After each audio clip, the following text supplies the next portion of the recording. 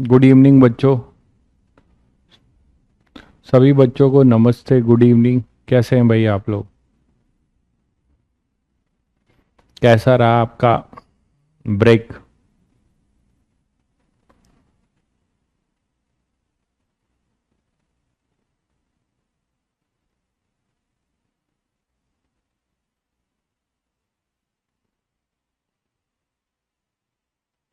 सभी बच्चों को एक ब्रेक मिल गया। हर्ष, चलिए भाई।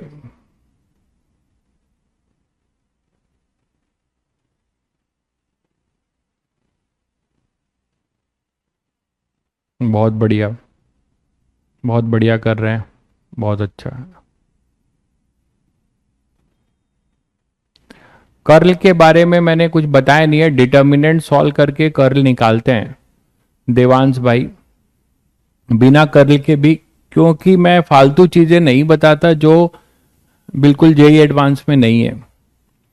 ठीक है, तो जेई एडवांस में बिना कर्ल के भी 30 साल में क्वेश्चंस हुए हैं। आज तक कोई ऐसा क्वेश्चन नहीं आया जो कर्ल के थ्रू जो है हम कुछ करेंगे। आप पीवाईक्यू उठा के देख सकते हैं। मैं बड़ा स्ट्रिक्ट हूं इस मामले में। मैं इतना जानता हूं कि अगर आप ये बात समझ पाए आज के इस बकवास युग में जहां पे यूट्यूब का जमाना चल रहा है, तो वहां पे बच्चों के साथ एक बहुत बड़ी विडंबना है।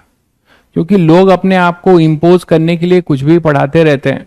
ठीक है, कर्ल हो गया है ना, डाइवर्जेंट हो गया, ये सब चीजें आप बहुत हायर लेवल पे करते हैं। बिना कर्ल के भी क्वेश्चंस कभी नहीं पूछे गए हैं कि जो कर्ल से सॉल्व हो। जेई एडवांस में कभी भी ऐसा क्वेश्चन नहीं पूछा गया है जो कर्ल से सॉल्व हो। आप चाहोगे तो मैं बता भी दूंगा, बट वो अननेसेसरी है। मेरी स्ट्रेटजी बहुत क्लियर है। मैं to the point JEE advance तक रहता हूं। ठीक है, मैं अपने आप को आपके ऊपर इंपोज करने के लिए अनाप शनाप की चीजें नहीं पढ़ाता हूं। ठीक है, और यही तरीका भी है। आप किसी टॉपर का भी अगर आप इंटरव्यू सुनेंगे तो वो यही कहेगा कि JEE advance is only fundamental based.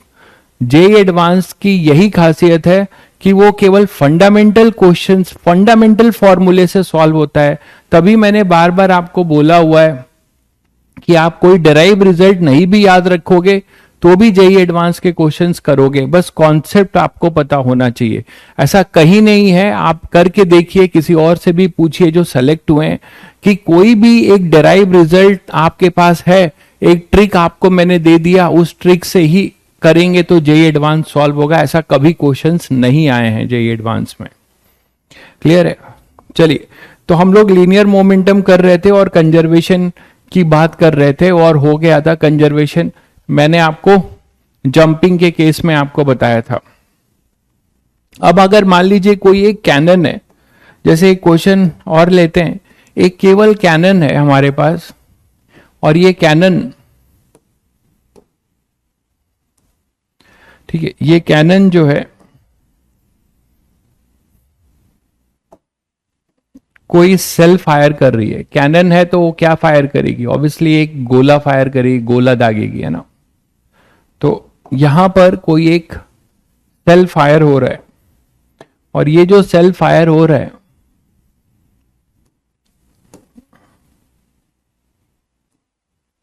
ठीक है, तो इसके फायरिंग की वजह से इसमें रिक्वाइलिंग आएगा, है ना। इसमें एक रिक्वाइलिंग वेलोसिटी आएगी। तो ये अपना कुछ कैपिटल वी है, या वी नॉट आप बोल सकते हो, या वी वन बोलो, जो भी बोलो। और ये अपना वी नॉट है। और ये आपको पता है ये किसके रिस्पेक्ट में होगा? ये कैनन के रिस्पेक्ट में होगा, है ना। ये एंगल आपको थीटा दिया हुआ है। ये एंगल जो कैनन का है ये थीटा दिया हुआ है। कैनन जो है इंक्लाइंड है थीटा के रिस्पेक्ट में। हाँ भाई, टॉप 5 स्टूडेंट नेम पहले पढ़ लें जो जरूरी है। तो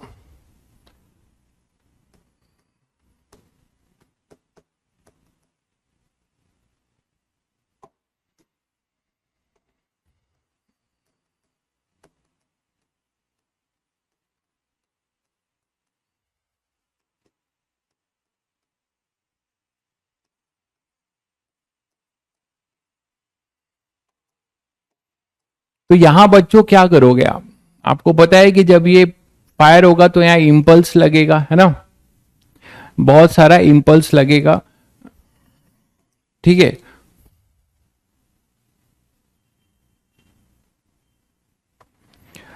तो यहां पर अपने पास जो भी इम्पल्स लगेगा, देखिए जो भी इम्पल्स लगेगा, इस इम्पल्स के वजह से यहां पर क्या होगा।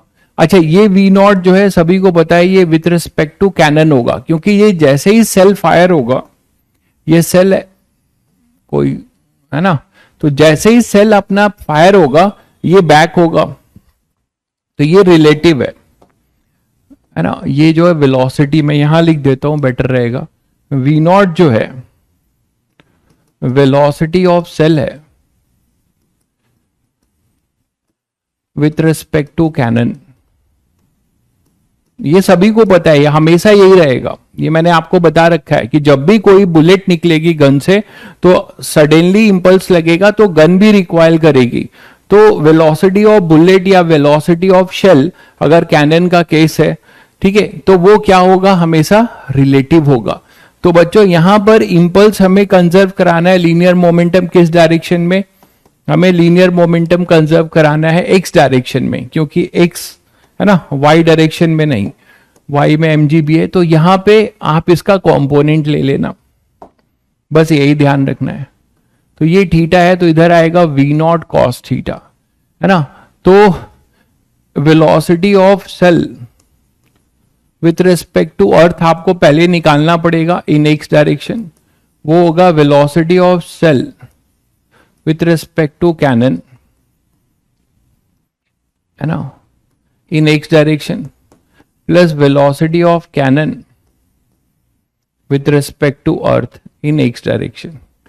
तो ये हो जाएगा v naught cos theta i cap और माइनस वी आई कैप इसका हो जाएगा। तो ये बोलोगे velocity of cell with respect to earth in x direction आ चुका है। अब आप लीनियर मोमेंटम कंजर्व करने के लिए तैयार हो, ठीक है। तो लीनियर मोमेंटम कंजर्व कर दो, एलएमसी की इक्वेशन बता दो क्या होगा। इनिशियली क्या स्टेट होगा, कैनन से जब शेल फायर नहीं हुआ था तो सब कुछ रेस्ट पे पड़ा था। अच्छा, ये स्मूथ है ना, ये आप जानते हो, स्मूथ नहीं रहेगा तो काइनेटिक फ्रिक्शन एक्सटर्नल फोर्स हो जाएगा एक्स में भी, तो ये स्मूथ होना चाहिए। अब देखो कि जो लीनियर मोमेंटम कोलिजन होगा वो initial P I in x direction equal to P final in x direction, यही करोगे तो ये 0 होगा। इसमें क्या हो जाएगा, m into we naught cos theta नहीं लिखोगे, अर्थ के रिस्पेक्ट वाला लिखोगे, V naught cos theta minus capital V लिखोगे, ठीक है, और ये माइनस m इंटू वी। तो यहां से आपसे जो पूछा जाए आप बता सकते हो। आप रिक्वायरिंग वेलोसिटी अगर आपसे पूछी जाए कैनन की, तो कैनन की रिक्वायरिंग वेलोसिटी भी आप बता सकते हो। ये अपने पास कितना आ जाएगा, देखो m plus M v equal to M V naught cos theta. तो v हो जाएगा कैनन का M V naught cos theta upon में m प्लस एम। तो ये कैनन की रिक्वायरिंग वेलोसिटी हो जाएगी जब वो सेल फायर करेगा। बहुत बढ़िया भाई हर्ष, बहुत बढ़िया। लेकिन इससे भी इंटरेस्टिंग क्वेश्चन क्या है, स्टार्टिंग से फर्स्ट बताना। फर्स्ट में क्या मैंने कहा ये विथ रिस्पेक्ट टू सेल है, सेल की velocity with respect to cannon है, तो हमें एक्स डायरेक्शन में इसका कंपोनेंट ले लिया। बट ये जो वेलोसिटी एक्स डायरेक्शन की है वो कैनन के रिस्पेक्ट में है। मतलब कोई बंदा अगर कैनन में बैठा है या कैनन पे बैठा है ना, तो उसको ये वेलोसिटी दिख रही है v नॉट कॉस थीटा। लेकिन मैंने बता रखा है कि जब भी हम लीनियर मोमेंटम कंजर्वेशन करते हैं तो हमेशा विथ रिस्पेक्ट टू अर्थ करते हैं। तो वही चीज यहां पे आपको पहले x के रिस्पेक्ट में, अर्थ के रिस्पेक्ट में निकालनी पड़ेगी, वो आपने निकाल दिया। लेकिन इससे इंटरेस्टिंग चीज क्या है, ये जो एंगल ऑफ प्रोजेक्शन थीटा है ये भी कैनन के रिस्पेक्ट में। इसमें जो बहुत बढ़िया क्वेश्चन बनेगा वो क्या बनेगा, देखो कि कोई बंदा ग्राउंड पर बैठा है, कोई बंदा जो है ग्राउंड पे बैठा है, तो ग्राउंड वाले बंदे को ये एंगल कैनन किस एंगल से जाता हुआ दिखाई देगा, कमेंट करके बताएंगे प्लीज। देखें कितने बच्चे बोलते हैं कुछ। तो ये अर्थ के रिस्पेक्ट वाले को जो शेल निकल रहा होगा कैनन से, वो थीटा एंगल से दिखाई देगा क्या? बताइए आप लोग, क्या वो थीटा एंगल से आपको दिखाई देगा क्या? बोलो जल्दी। थीटा एंगल से दिखाई नहीं देगा, क्योंकि ये जो वी नॉट है वो रिलेटिव है, तो ये रिलेटिव ही होगा, और ये अपने पास है वी नॉट साइन थीटा। ठीक है, तो अर्थ के रिस्पेक्ट में क्या होगा? अर्थ के रिस्पेक्ट में अभी आपने ये वेलोसिटी निकाला हुआ है एक्स डायरेक्शन में, ये विथ रिस्पेक्ट टू अर्थ, तो विथ रिस्पेक्ट टू अर्थ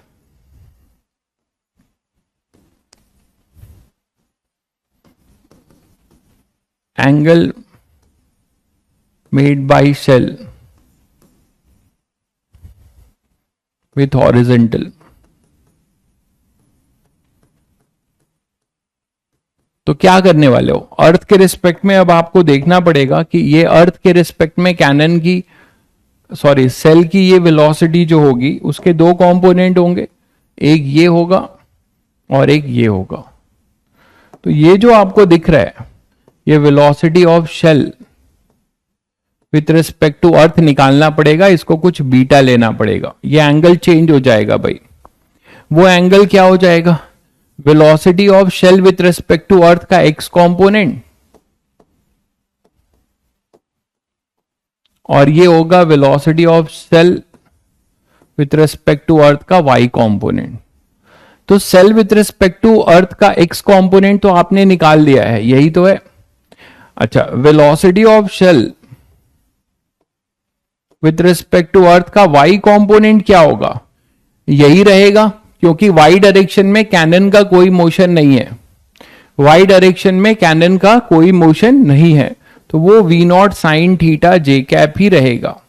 अब इन्हीं का आप कंपोनेंट ले लो, तो टैन बीटा जो हो जाएगा तुम्हारा, ये एंगल होगा जो इसे दिखाई देगा। ठीक है, तो टैन बीटा जो हो जाएगा इसको दिखाई देगा अपना टैन बीटा, तो टैन बीटा जो हो जाएगा वो कितना हो जाएगा? We naught sine theta, V naught sine theta upon में ये है पूरा V naught cos theta minus capital V, ये बनेगा भाई बीटा। तो ये बहुत बढ़िया क्वेश्चन बनेगा, यहां से आप बीटा निकाल लोगे।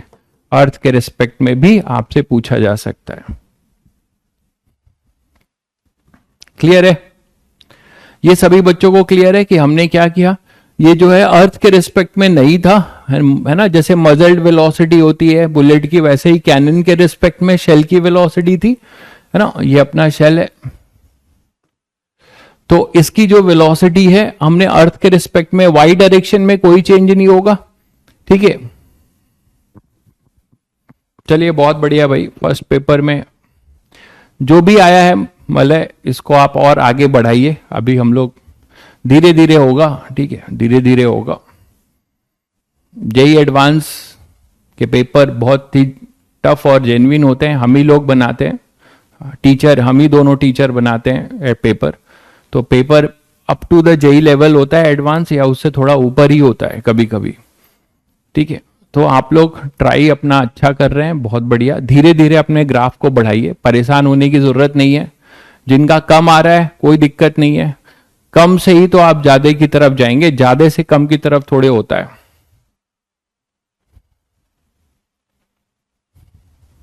ठीक है, थीटा अगर आपको नहीं दिया होगा तो ठीक है, थीटा आपको नहीं दिया होगा तो आप कैसे करोगे? आपको खुश तो दिया होगा, तब ये Vx और Vy दे देगा, है ना।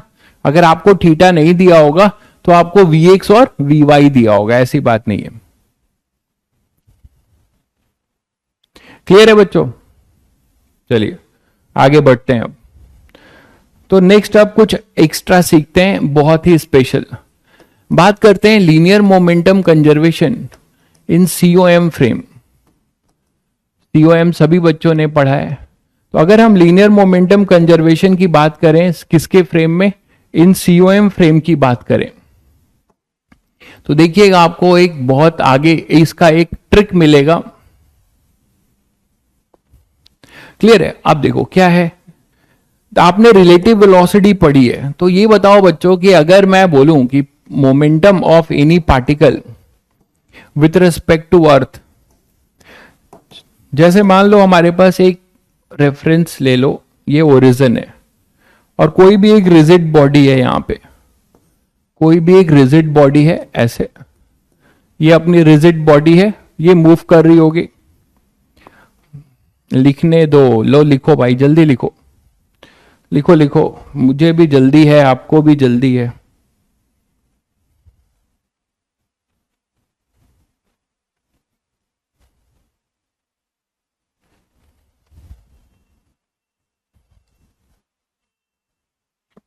दो क्लास का बैकलॉग है, कोई दिक्कत नहीं है, दो क्लास का बैकलॉग है तो ठीक है, जाके कर लीजिएगा, इसको पढ़िए। चलिए, तो यहां पे कोई रिजिड बॉडी है, मेरा आपसे ये कहना है कि इस रिजिड बॉडी का कहीं ना कहीं सेंटर ऑफ मास है, कहीं ना कहीं होगा, तो मान लो इसका सेंटर ऑफ मास ये है, ये इस बॉडी का COM है, और इस बॉडी पे मैंने कोई एक पॉइंट लिया है P, है ना, कोई भी ith पार्टिकल लिया है, ठीक है, ये COM है, और ये कोई भी ith पार्टिकल है, बहुत सारे पार्टिकल में इसको मैं डिवाइड कर दे रहा हूं जैसे, तो ith पार्टिकल है, मान लो मैंने यहां पे कोई एक ith पार्टिकल लिया उस रिजिड बॉडी पे, ठीक है भाई। पेपर का डिस्कशन आप देख रहे हो, कोर्स की हालत, पेपर का एक बहुत एलाबोरेट सॉल्यूशन मैं देता हूं, इसीलिए आपने देखा होगा कि पेपर का सॉल्यूशन आप लोगों को मिलता है कि नहीं, पहले ये बताइए, पेपर का सॉल्यूशन हम लोग भेजते हैं वो आपको मिलता है कि नहीं?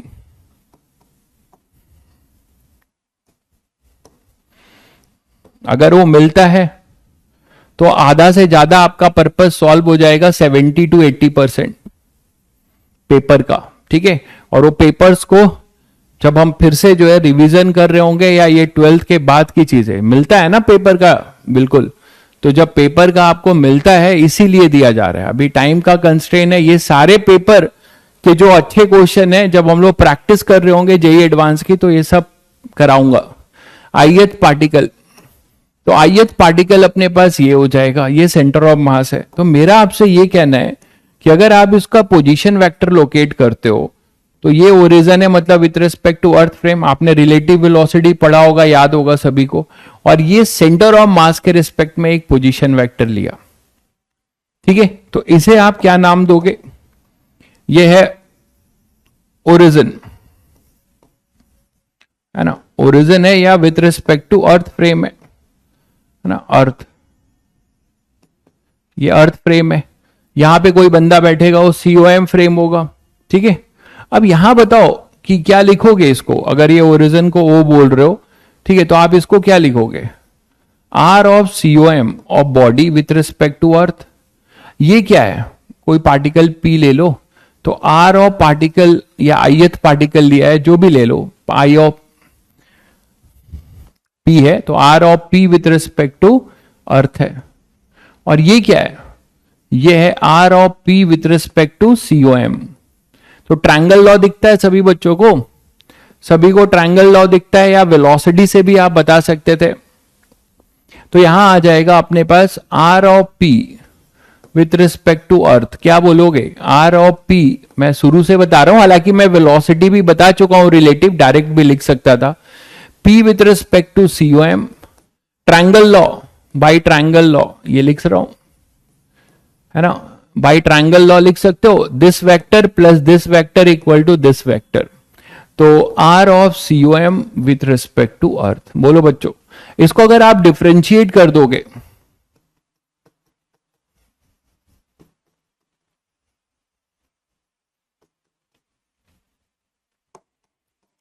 डिफरेंशिएटिंग बोथ साइड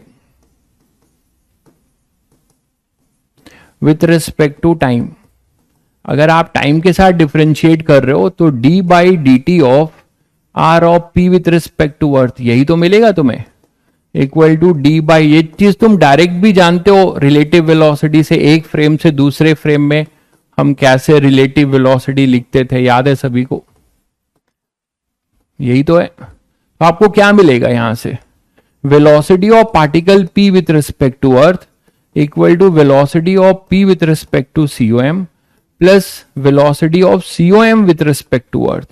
बोलो भाई, ये चीज मिलेगी आपको, बताइए। यहां तक तो सभी को क्लियर है। ये चीज डायरेक्ट भी मैं लिख सकता था बट मैंने फिर कर दिया। तो p with respect to earth जो होगा वो p with respect to centre of mass, पहले इसका वेलोसिटी सेंटर ऑफ मास के रिस्पेक्ट में, ये रिलेटिव वेलोसिटी है, और centre of mass with respect to earth.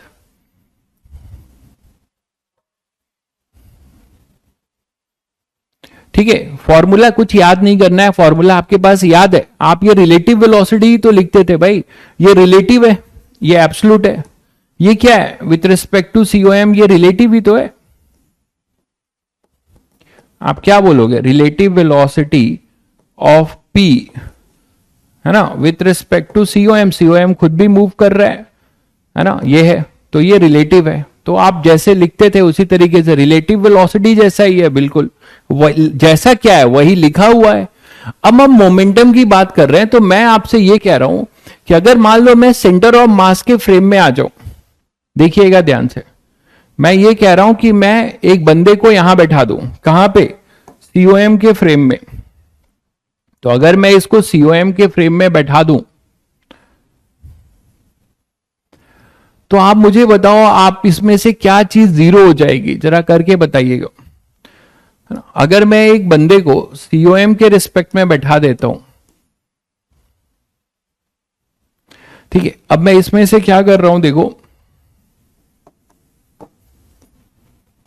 Origin को मैंने यहीं शिफ्ट कर दिया, ओरिजिन को मैंने यहीं पे शिफ्ट कर दिया, कहां पे, सेंटर ऑफ मास पे।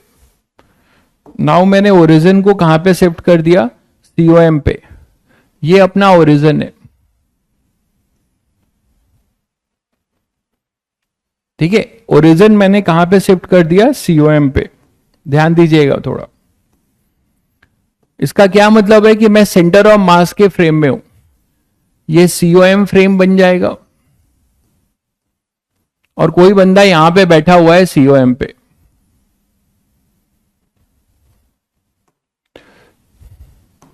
तो विथ रिस्पेक्ट टू सीओएम आप इस पी पॉइंट को स्टेशनरी देख पाओगे।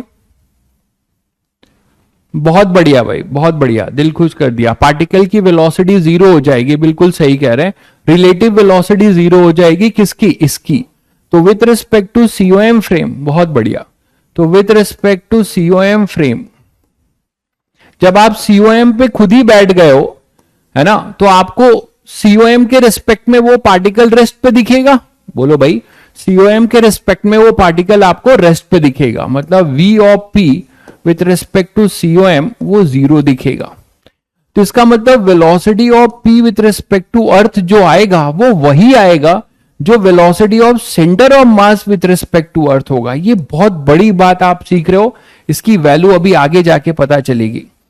तो ये दिमाग में अभी बैठा लीजिए कि जो भी पार्टिकल अर्थ के रिस्पेक्ट में जो मोमेंटम या वेलोसिटी होना, मतलब मोमेंटम, मान लो आप दोनों साइड आप इसको क्या कर रहे हो, अर्थ के रिस्पेक्ट में भी आप डिवाइड करते हो। पहले v ऑफ p पहले देख लो, v of p with respect to earth जो होगा वो वही होगा जो v of p with respect to centre of mass. अच्छा, मोमेंटम को भी आप लिख सकते हो इस तरीके से कि p of momentum of linear momentum of p, particle p with respect to earth, वो वही होगा जो पार्टिकल का p का सेंटर ऑफ मास के रिस्पेक्ट में होगा प्लस सेंटर ऑफ मास का अर्थ के रिस्पेक्ट में होगा। इसको भी हम लिख सकते हैं। और ये बताओ कि p with respect to centre of mass zero है क्योंकि v with respect to centre of mass zero है। तो आप यहां से ये भी बोल सकते हो कि ये जीरो होगा। इसका मतलब कि जो मोमेंटम, लीनियर मोमेंटम की बात करो कि linear momentum of particle p with respect to earth जो होगा वो वही होगा जो linear momentum of p, linear momentum of p with respect to COM, linear momentum of COM with respect to earth होगा। देखिए, कुछ बच्चों को अगर ये बहुत नहीं झीले तो लास्ट में जो फॉर्मूला दूंगा वो रट लेना कम से कम। हालांकि सबको समझ में आ रहा होगा कि जब p हम सेंटर ऑफ मास के फ्रेम में बैठेंगे, ये सारी एनालिसिस हो रही है सेंटर ऑफ मास फ्रेम में, है ना, हम सेंटर ऑफ मास के फ्रेम में आ चुके हैं। तो सेंटर ऑफ मास के फ्रेम में बैठोगे, ये है सेंटर ऑफ मास फ्रेम। तो सेंटर ऑफ मास के फ्रेम में बैठोगे तो जो सेंटर ऑफ मास की वेलोसिटी होगी वही आपकी वेलोसिटी होगी, पार्टिकल की होगी, तो उनके बीच की रिलेटिव वेलोसिटी जीरो हो जाएगी। इस बंदे को ये पार्टिकल पी हमेशा रेस्ट पर दिखेगा क्योंकि दोनों की सेम वेलोसिटी है भाई, उसी रिजिड बॉडी है। तो आपको पता है जो VCM होगा वही पार्टिकल की वेलोसिटी होगी सेंटर ऑफ मास के फ्रेम में, तो इनकी रिलेटिव वेलोसिटी जीरो, या आप बोल सकते हो कि ये पोजीशन वेक्टर कांस्टेंट रहेगा। ठीक है,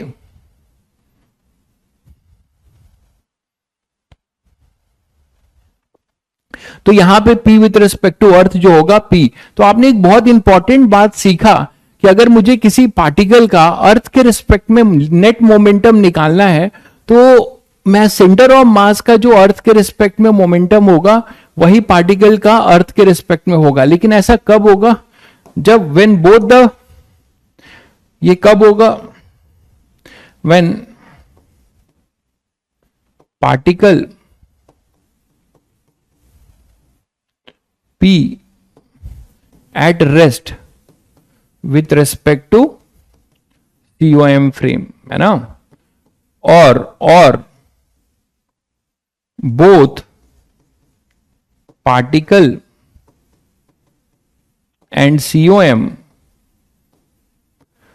move with same velocity, ऐसा भी बोल सकते हैं,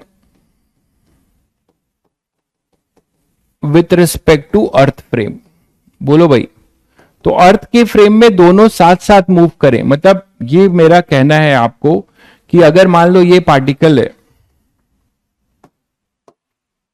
ये पार्टिकल है P, ये भी कुछ वेलोसिटी से मूव करता है और COM भी सेम वेलोसिटी से मूव करता है, तो इनके बीच का relative V of P with respect to COM क्या होगा भाई? जीरो होगा कि नहीं होगा? V of P with respect to COM zero होगा। उस केस में आप ये बोल सकते हो कि जो पार्टिकल का नेट मोमेंटम अर्थ के रिस्पेक्ट में होगा, हाँ रिजिड बॉडी की बात हो रही है, रिजिड बॉडी है भाई,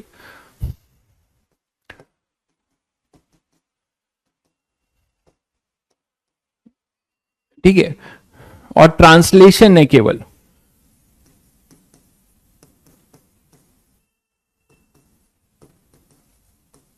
ओनली ट्रांसलेशन की बात हो रही है, केवल ट्रांसलेशन की। ठीक है, तो ये इस तरीके से आप ये बोल सकते हो। अब इसके धीरे इस चीज का मैं आपको एक एप्लीकेशन दिखाता हूं जो एज ए ट्रिक यूज करेंगे। मैं ना LMC of two mass system, आप ये नहीं भी जानोगे तो चलेगा, लेकिन जानना चाहिए COM फ्रेम। ठीक है, ये नहीं भी जानोगे तो क्वेश्चन सॉल्व होगा अर्थ के रिस्पेक्ट में। मैं दोनों मेथड, आपने अर्थ के रिस्पेक्ट में, आप ये नहीं भी जानोगे तो सारे क्वेश्चन सॉल्व कर ले जाओगे, लेकिन जानना चाहिए एक्स्ट्रा भी। तो LMC of two mass system in COM frame, तो COM फ्रेम की अगर बात करें, टू मास सिस्टम अगर लेते हैं, मान लो हमारे पास दो मासेस हैं, कोई भी दो मासेस हैं ऐसे, ठीक है। अब ये दोनों मूव कर रहे हैं, ये दोनों मान लो मूव कर रहे हैं,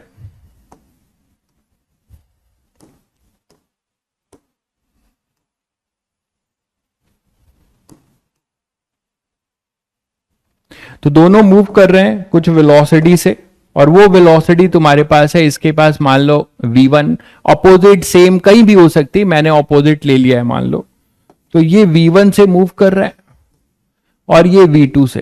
ये एक्चुअल वेलोसिटी है भाई, M1 है, ये M2 है। तो आप बताओगे कि किसी मोमेंट पे दो पार्टिकल अगर इस तरीके से मूव कर रहे हैं, तो आप मुझे बताओ कि इसका सेंटर ऑफ मास का भी कोई ना कोई वेलोसिटी होगा। सेंटर ऑफ मास की वेलोसिटी क्या होगी? VCOM इस इंस्टेंट पे बता सकते हैं सभी बच्चे, है ना। आप एक ही डायरेक्शन में लिया है तो आप क्या ले सकते हो? M1, इसी को x एक्सिस ले लीजिएगा, तो M2 V2 आई कैप माइनस M1 V1 आई कैप, अगर आप वेक्टर लिखना चाहें तो M1 प्लस M2 ऐसे लिख सकते हो भाई, M1 प्लस M2, बोलो M1 प्लस M2 ऐसे लिख सकते हो। या फिर VCOM इस इंस्टेंट पे आप लिख सकते हो M2V2 minus M1V1 upon M1 plus M2 overall में आई कैप, मतलब पॉजिटिव डायरेक्शन में। मतलब इस समय मैं आपको बोलूं कि इनका सेंटर ऑफ मास कहीं पर लाई कर रहा होगा, 2 पॉइंट मास सिस्टम का, दोनों 2 पॉइंट मास सिस्टम का कहीं सेंटर ऑफ मास लाई कर रहा होगा। और वो ऑब्वियसली आपको पता है वो लाइन ज्वाइनिंग के लॉन्ग कहीं पे होगा, जो हैवियर मास होगा उसकी तरफ होगा। तो मान लेते हैं M2V2 पॉजिटिव है, तो आप कहीं भी ले सकते हैं, क्योंकि ये डायरेक्शन डिपेंड करेगा कि कौन बड़ा है, ये प्रोडक्ट M2V2 और M1V1 में। तो लेट से कि M2V2 बड़ा है, तो मैंने इधर ले लिया, है ना। इसके सेंटर ऑफ मास की वेलोसिटी कुछ होगी, और सेंटर ऑफ मास जो भी होगा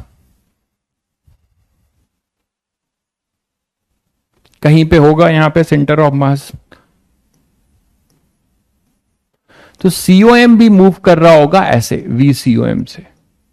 बोलो भाई, मैंने इधर ले लिया, यहां तक तो सभी बच्चों को क्लियर होगा। अब मैं चाहता हूं कि मैं COM फ्रेम में बैठ जाऊं। नेगेटिव होगा, कहां पे नेगेटिव होगा भाई, नेगेटिव लिया तो है, M2V2 पॉजिटिव, M1V1 नेगेटिव, लिए तो लिया है, अब कैसे लें, ले तो लिया है भाई, अब कैसे लें बताइए। अपोजिट ही लिया है, ध्यान से देखो।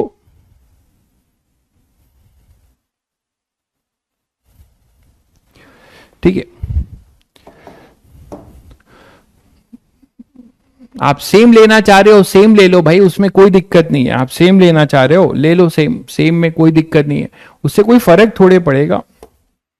ये V1 लेना चाह रहे हो ले लो, तो यहां पे बस अब यहां पे पॉजिटिव आ जाएगा, है ना। यहां पे अपना क्या आ जाएगा, ये पॉजिटिव आएगा, दोनों आई कैप में है तो ये पॉजिटिव आ जाएगा, कोई फर्क नहीं पड़ेगा, आप कहीं भी ले सकते हो। ठीक है, तो मैंने सेम ले लिया तो ऐसा हो गया। अब मान लेते हैं कि अगर हम COM के फ्रेम में बैठ जाएं, तो विथ रिस्पेक्ट टू COM क्या होगा बच्चों बताओ। जब आप COM फ्रेम में बैठ जाओगे तो क्या होगा, आपको COM के रिस्पेक्ट में इनकी वेलोसिटी निकालनी होगी। अब ये जो velocity with respect to earth है, इनकी वेलोसिटी आपको COM के रिस्पेक्ट में निकालनी होगी, यही तो है। तो COM के रिस्पेक्ट में जब आप इनकी वेलोसिटी निकालोगे तो क्या होगा, COM को रोकोगे, है ना, COM को रेस्ट पे मानोगे, यहां पे बैठ जाओगे तो इसको रेस्ट पे मानोगे, और इसकी वेलोसिटी इनको मिलेगी डायरेक्शन अपोजिट करके, या वेक्टर लिख के कर लो, तो इसको VCOM ऐसा मिल जाएगा।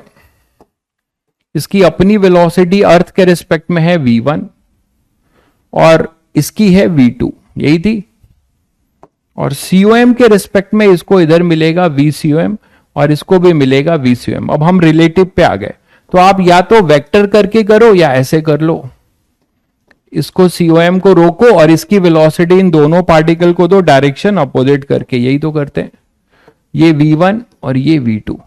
तो अब इसकी एनालिसिस आप COM के रिस्पेक्ट में करोगे, तो COM की वेलोसिटी हमारी 0। ठीक है, अब देखो आप इनके रिस्पेक्ट में क्या बोलोगे कि इसको क्या दिखेगा कि ये किस वेलोसिटी से जा रहा है, V1 माइनस VCOM, है ना। तो आप यहां पे अब निकाल सकते हो कि वेलोसिटी ऑफ M1, ये M1 था ना, और ये M2 था। ठीक है, तो वेलोसिटी ऑफ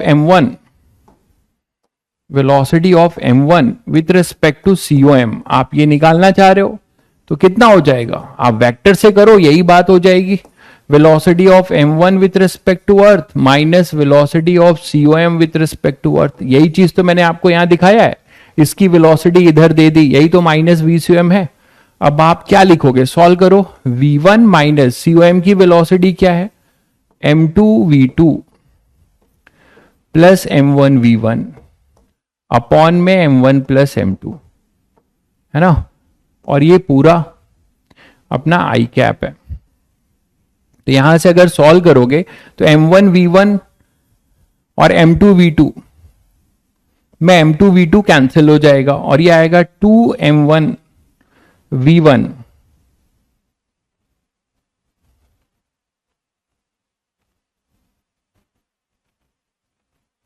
तो M1V1 माइनस M1V1 कैंसिल होगा और M2V2 M2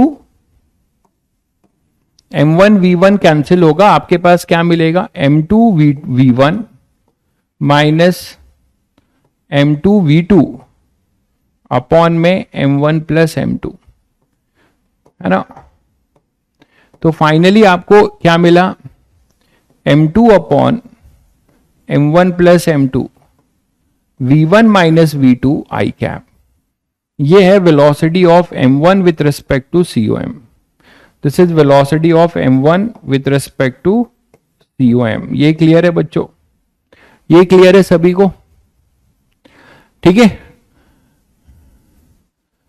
भाई। यहां पे जो भी आप पढ़ रहे हो बहुत लेवल की चीजें पढ़ रहे हो, ठीक है, एक्सक्लूसिव है मैं अपनी बात नहीं कर रहा हूं, इस प्लेटफॉर्म में कहीं पढ़ो, सब एक्सक्लूसिव मिलेगा। M1V1 V of M1 with respect to COM, आपके पास M2 दिस वन। अब आप बच्चों मुझे बताओ कि V1 माइनस V2 क्या है, what is V1 minus V2, जल्दी बताना। ये एक दूसरे के रिस्पेक्ट की रिलेटिव वेलोसिटी है, मेरी बात समझ रहे हो। V1 माइनस V2 क्या है, it is velocity of M1 with respect to M2, ना कि सेंटर ऑफ मास। तो V1 minus V2 is basically relative velocity of M1 with respect to M2। V relative है, but this V relative is not with respect to centre of mass. This V relative V of M1 is with respect to M2। तो बच्चों ये सभी बच्चों को पता चल रहा है कि velocity of M1 with respect to COM मैं लिख सकता हूं M2 upon M1 plus M2 और V relative that is V of M1, ऐसे भी तो लिख सकता हूं V of M1 with respect to M2। ये वेक्टर वाइज ऐसे लिख सकता हूं, बोलो ऐसे लिख सकता हूं। तो मुझे ये बताओ कि इसका लीनियर मोमेंटम क्या हुआ, linear moment of M1 with respect to COM क्या मिला, आपको मिलेगा M1 into V of M1 with respect to COM। तो जब आप ये करोगे तो उसको M1 से डिवाइड करोगे तो आपको मिलेगा M1 M2 अपॉन में M1 प्लस M2, है ना। और ये मिलेगा velocity of M1 with respect to M2, that is relative velocity. और आपको यहां से अब मजा आने वाला है, ठीक है।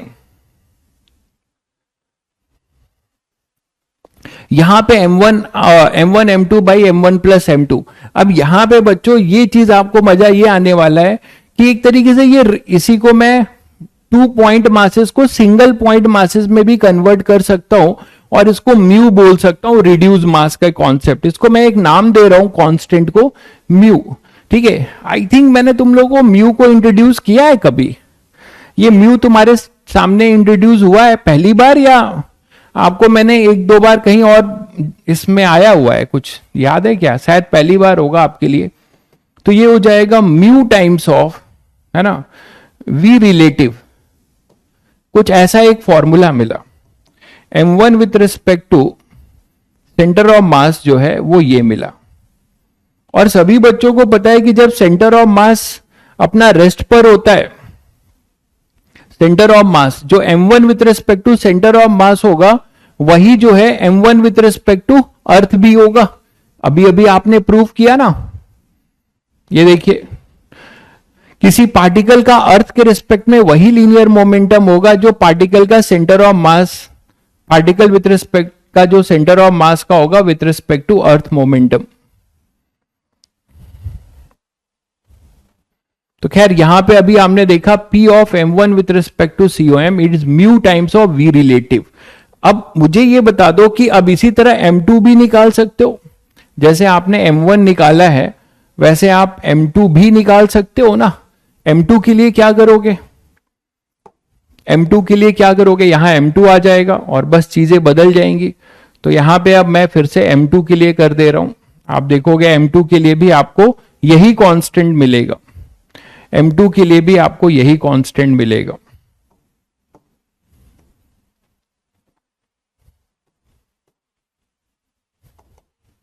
तो M2 के लिए क्या करोगे,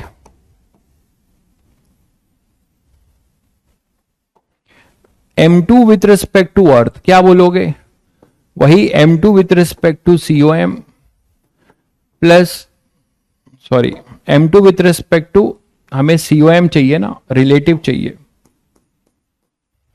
वो होगा M2 with respect to earth minus COM with respect to earth.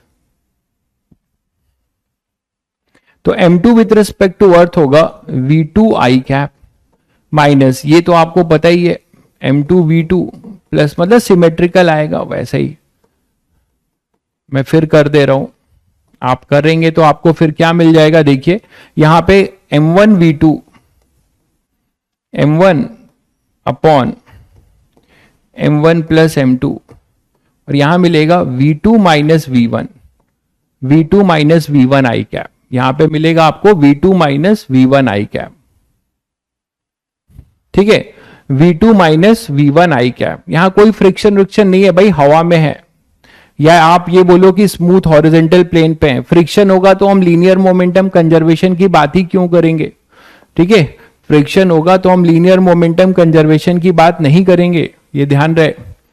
तो ये अपने पास होगा V2 माइनस V1, ये क्लियर है बच्चों, V2 माइनस V1, यहां तक सभी को पहले क्लियर है, ये बताइए।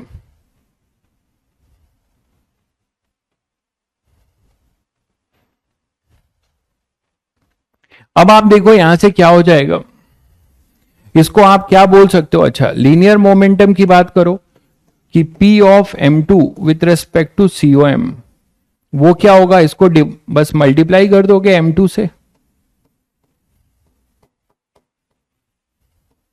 तो आपको क्या मिलेगा, फिर वही कांस्टेंट आया, देखो M1 M2 upon M1 plus M2, और यहां आएगा V2 माइनस V1, जिसको आप बोल सकते हो velocity of M2 with respect to M1 vector, जिसको आप बोल सकते हो velocity of M2 with respect to M1 vector, और बोल सकते हो म्यू ऑफ, इसको म्यू लिख रहा हूं, जिसको आगे नाम दूंगा मैं रिड्यूस मास, तो V of M2 with respect to M1, ठीक है। तो आपको फिर वही चीज मिलती है रिलेटिव वाली। तो आपने एक चीज पकड़ा कि 2 पॉइंट मासेस सिस्टम में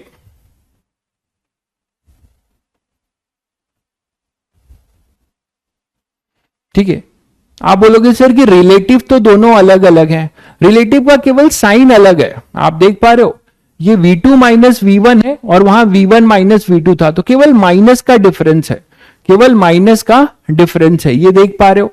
तो आपने एक बात समझा कि 2 पॉइंट मासेस सिस्टम में जब हम सेंटर ऑफ मास के फ्रेम में जाएंगे, तो सेंटर ऑफ मास के फ्रेम में मैं डायरेक्ट लिख सकता हूं mu times of relative velocity. तो हमने यहां से एक फॉर्मूला इजाद किया और ट्रिक के फॉर्म में, वो क्या है कि फॉर 2 पॉइंट मासेस सिस्टम, हमने फाइनली ये कंक्लूड कर रहा हूं फॉर 2 पॉइंट मासेस, तो बाकी कुछ किसी को याद रहे चाहे नहीं, ये ट्रिक याद रख सकते हैं as a centre of mass frame के लिए for 2 point mass system,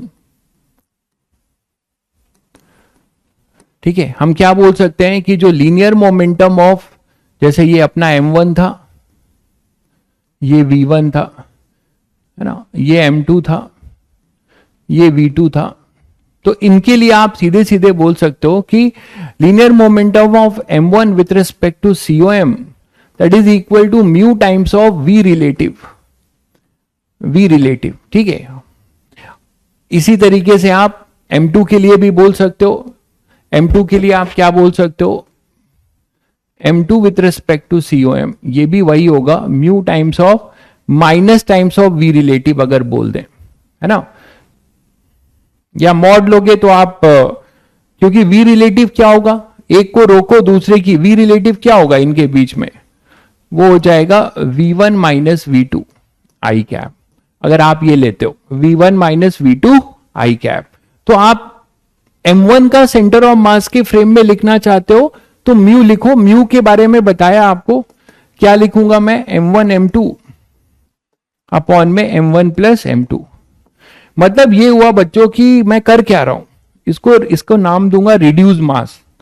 reduce mass का ये मतलब है, ध्यान से देखो,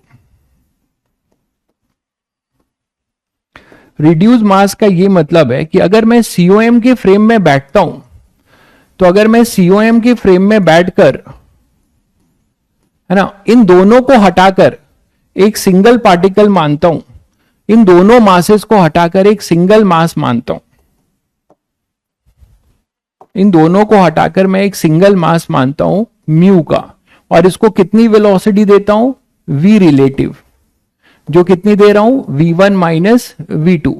तो हमें लीनियर मोमेंटम जो मिलेगा, सॉरी हाँ, लीनियर मोमेंटम जो मिलेगा इसका, पार्टिकल का, है ना, सिस्टम का, m1 या m2 दोनों में किसी का भी, वो आपको यही मिल जाएगा। क्या लिखेंगे, mu into we relative, mu into we relative. तो यही चीज यहां से कंपेयर हुई है, और आप ये रिड्यूस मास, इसी को हम नाम दे रहे हैं। तो कभी भी आपको अगर करना हो टू पार्टिकल सिस्टम में लीनियर मोमेंटम लिखना हो सेंटर ऑफ मास के रिस्पेक्ट में, तो डायरेक्ट लिख सकते हो mu into we relative. Mu क्या है, दोनों के product of the mass upon sum. V relative क्या है, इन दोनों की आपस में एक दूसरे की रिलेटिव मोशन, है ना, ये है v1 माइनस v2 या v2 माइनस v1, ठीक है। तो वी रिलेटिव का बेसिकली मॉड की अगर बात करो तो मॉड लिखोगे तो ये दोनों आपका साइन में भी कोई चेंज नहीं होगा। यहां तक सभी को क्लियर है। तो मॉड में सब सेम होगा, क्या होगा, P of m1 with respect to COM का मैग्नीट्यूड जो होगा वो होगा P of m2 with respect to COM, और इन दोनों का जो मैग्नीट्यूड होगा वो एक होगा mu into we relative, mu into we relative. तो आप ऐसे याद रख सकते हो। तो आगे अभी आपको क्वेश्चंस में जब अप्लाई कराऊंगा तो आपको लगेगा कि ये काफी अच्छा मतलब कॉन्सेप्ट है। आप नहीं भी जानोगे तो क्वेश्चंस होंगे, मैं ये नहीं कह रहा हूं, लेकिन ये जानना चाहिए, एक अच्छा कॉन्सेप्ट है ये भी, ठीक है। तो आप इसको मैग्नीट्यूड लिख दिया तो ये हो जाएगा। क्लियर है?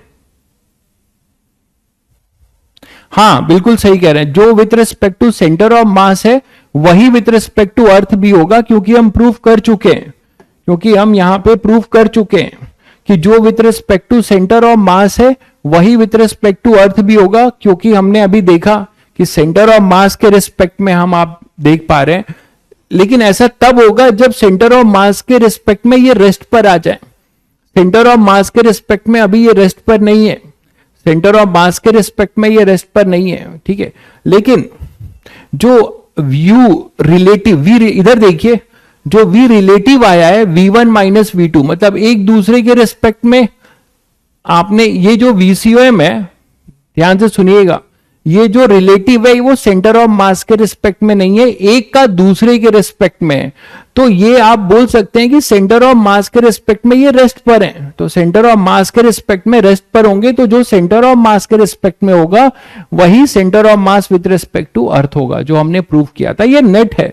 तो मैं आपको एक अल्टरनेट तरीका सिखा रहा हूं कि आप अर्थ के रिस्पेक्ट में जाके निकालो, चाहे सेंटर ऑफ मास के रिस्पेक्ट में जाके निकालो, इनकी मोमेंटम आपको सेम मिलेगा, ठीक है। उसके लिए आप ये ट्रिक यूज कर सकते हैं। अर्थ के रिस्पेक्ट में भी यही होगा। तो ये 2 पॉइंट मास सिस्टम के लिए, अगर आप काइनेटिक एनर्जी की बात करो, देखो, तो आप kinetic energy in centre of mass frame भी निकाल सकते हो दोनों पार्टिकल का।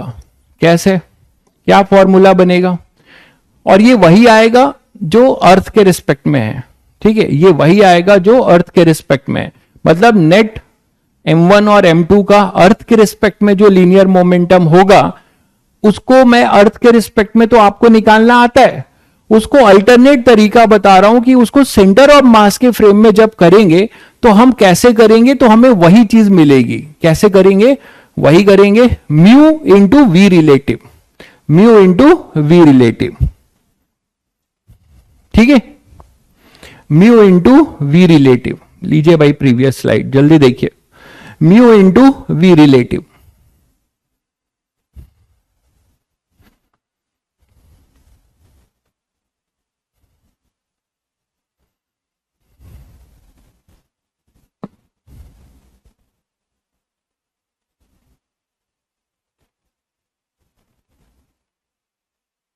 कहीं नहीं पढ़ाता भाई मैं ऑफलाइन, मैं केवल इसी प्लेटफॉर्म पे पढ़ाता हूं और ऑनलाइन पढ़ाता हूं केवल, मैं कहीं नहीं पढ़ाता अब, ठीक है, बस यहीं पढ़ाता हूं।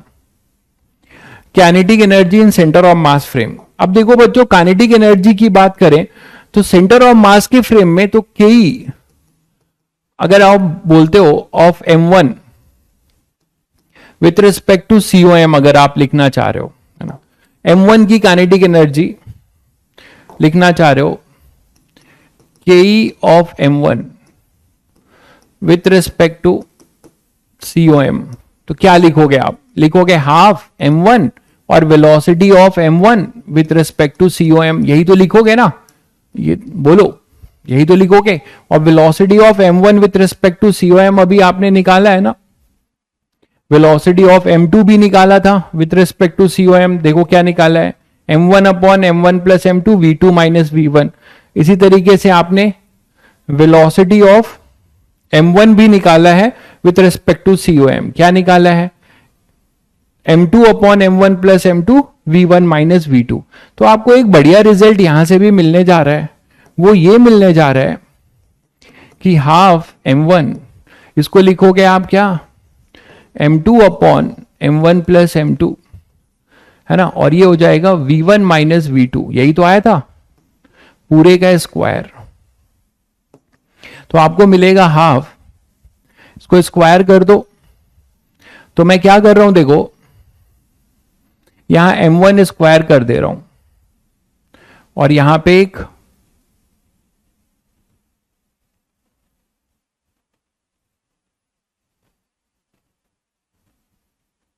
एक m1 से मल्टीप्लाई कर दे रहा हूं,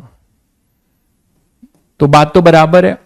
इधर आएगा m2 square m1 plus m2 square into ये v रिलेटिव हो जाएगा, v रिलेटिव का स्क्वायर ही। तो ये, और v रिलेटिव मैंने बार बार बोला है, ये एक दूसरे के रिस्पेक्ट में है, m1 with respect to m2, मतलब मॉड तो सेम ही होगा ना, या फिर m2 with respect to m1, बस साइन का चेंज है। COM के रिस्पेक्ट से हेल्प क्या है, मैं आगे उसको जब क्वेश्चंस में आपको इंट्रोड्यूस करूंगा तो आपको क्लियर होगा, पहले कॉन्सेप्ट बता रहा हूं, इसको ध्यान दीजिएगा। तो हाफ, इसको मैं म्यू लिख सकता हूं बच्चों, इसको मैं म्यू लिख सकता हूं, जल्दी बताइए।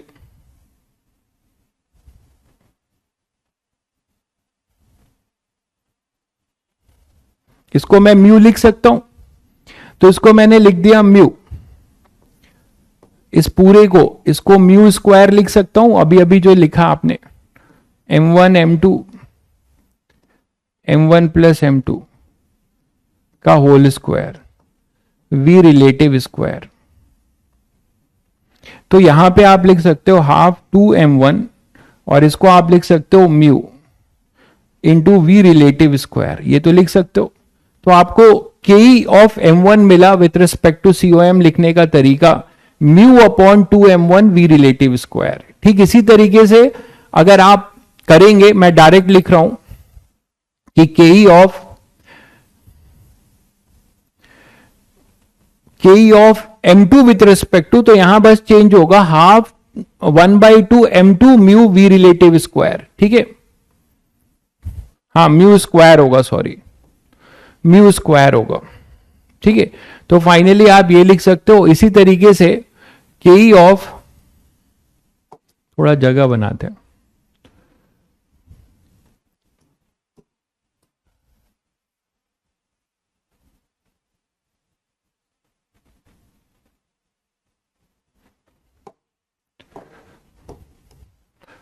ये है COM। अब इसी तरीके से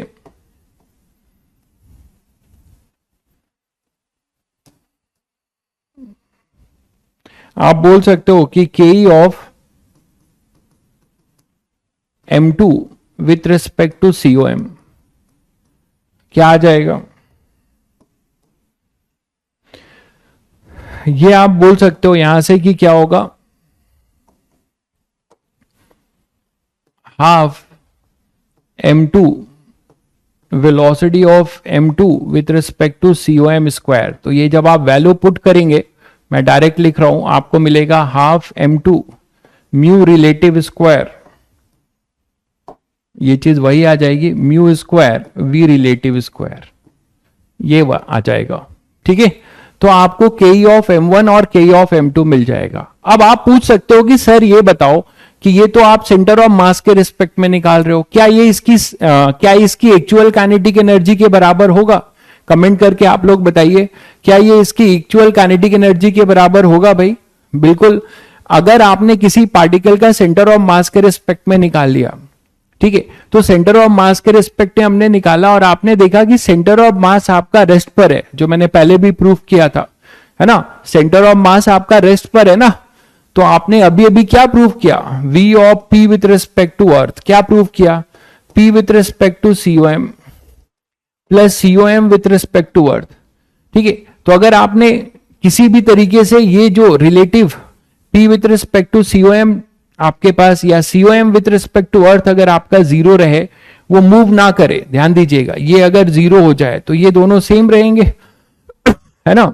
P of COM with respect to earth अगर जीरो हो जाए किसी सिचुएशन में, वो मूव नहीं कर रहा है, तो ये दोनों सेम रहेंगे। तो ये एक्चुअली हम जो अर्थ के रिस्पेक्ट में निकालने का एक अल्टरनेट तरीका है, ठीक है। चलिए, तो अब आप नेट बताइए, K of system with respect to COM क्या हो जाएगा? हाफ, दोनों को ऐड कर दीजिए, है ना, के M1 V M1 with respect to COM square plus half M2 into V M2 with respect to COM square, यही तो होगा। जब दोनों की वैल्यू ऐड करेंगे तो इसमें कॉमन आ जाएगा म्यू स्क्वायर बाई 2, है ना, V रिलेटिव, और ये ऐड हो जाएंगे, ये अपने पास M1 और M2 क्या हो जाएंगे? ऐड हो जाएंगे।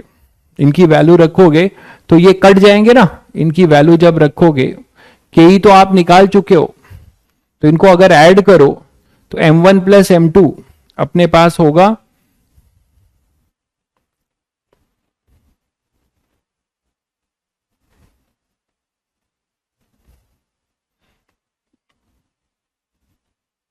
के ई M2 अलग होगा।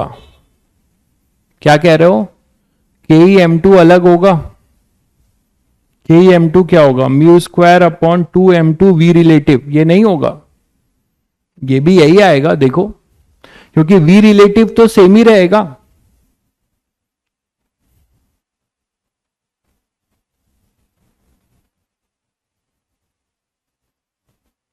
ठीक है, वैल्यू पुट करो, आपको मिल जाएगा।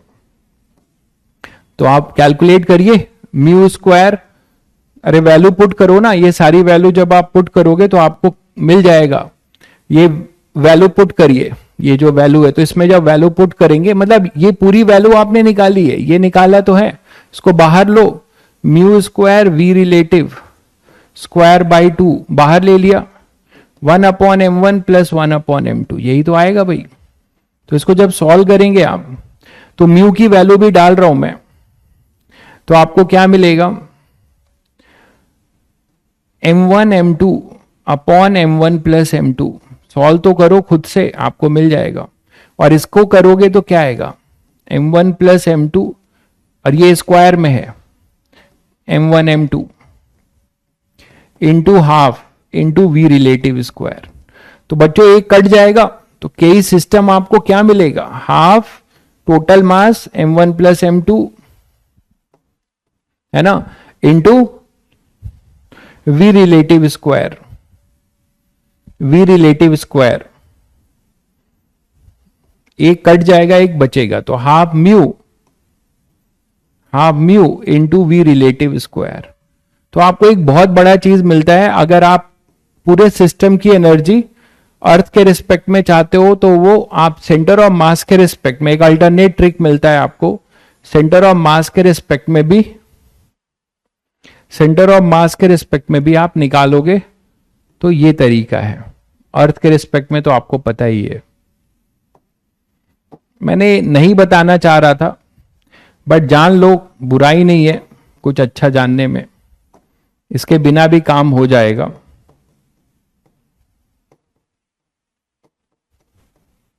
बट कहीं कहीं ये आपको बहुत हेल्प करेगा। तो काइनेटिक एनर्जी भी हम लिख सकते हैं सिस्टम का सेंटर ऑफ मास के रिस्पेक्ट में। क्लियर है बच्चों? तो आपने दो बातें सीखी। क्या सीखा? कि अगर हमें लीनियर मोमेंटम निकालना है किसी पार्टिकल का अर्थ के रिस्पेक्ट में, तो उसको हम वही जो हमारा आंसर आएगा वो उस इक्विवेलेंट होगा अगर हम सेंटर ऑफ मास के रिस्पेक्ट में निकालें। और सेंटर ऑफ मास के रिस्पेक्ट में आपको लीनियर मोमेंटम का ट्रिक मिलता है क्या? Mu into we relative. ठीक है, म्यू होगा m1 m2 by m1 plus m2, we relative होगा v1 माइनस v2 या v2 माइनस v1, बस साइन का चेंज होगा, मॉड सेम रहेगा। ठीक उसी तरीके से काइनेटिक एनर्जी अगर हम निकालते हैं अर्थ के रिस्पेक्ट में किसी पार्टिकल का, तो वो इक्विवेलेंट होगा सेंटर ऑफ मास के फ्रेम में जाकर निकालने में। हम उसका एक्सप्रेशन लिखें half mu into v relative square. This equivalent expression will give the same kinetic energy while you are calculating the kinetic energy of any particle with respect to earth. अब इस चीज को हम क्वेश्चंस में apply करेंगे। ठीक है, यहां तक क्लियर है सभी को? यहां तक क्लियर है बच्चों? जल्दी जवाब दीजिए, यहां तक क्लियर है?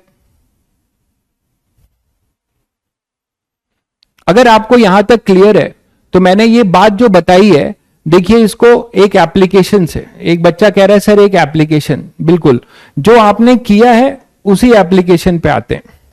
जो क्वेश्चन मैंने आपको अर्थ के फ्रेम में कराया है उसी पे आए तो आपको बेटर समझ में आएगा। देखिए यही था, एक एप्लीकेशन करते हैं आप जो बोल रहे हो।